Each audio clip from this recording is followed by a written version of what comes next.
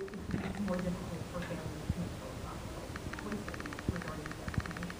And they have to go to their doctor or a doctor, which sounds great. It really does sound great. But the big problem is what I stated before, is that most doctors aren't thinking. They're in the dark. They don't read the studies themselves. They don't really understand how to. I mean, until I was in graduate school and learned about funding studies and look for, who funded this quantity. Really, as a physician, are quite naive about how things work politically and financially, and that things are really the bottom line.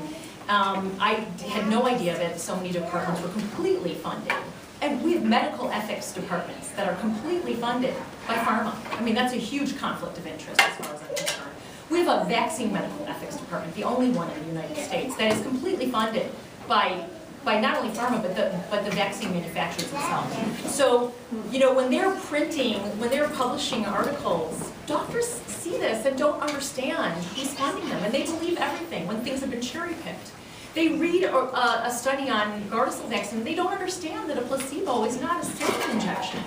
Most doctors don't believe me when I tell them that the placebo used in most vaccine studies for safety is the aluminum adjuvant. It's an adjuvant, or it's an experimental meningitis C vaccine, as in the Prevnar. So when we don't actually study for safety, and by the way, the Cochrane collaboration, which most doctors do not read, but it is the only independent group collaboration of researchers all over the world that don't ever take money from the industry.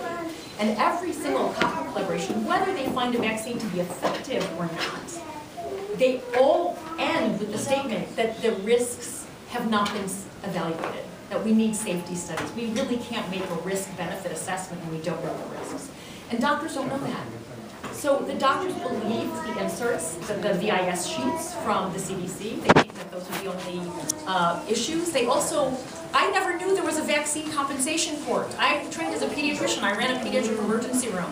I did not know until a few years ago when I did my master's and investigated the issues that we have, that there was a separate court set up and that all vaccine manufacturers are 100% free. They're the only people that benefit from immunity are the vaccine manufacturers.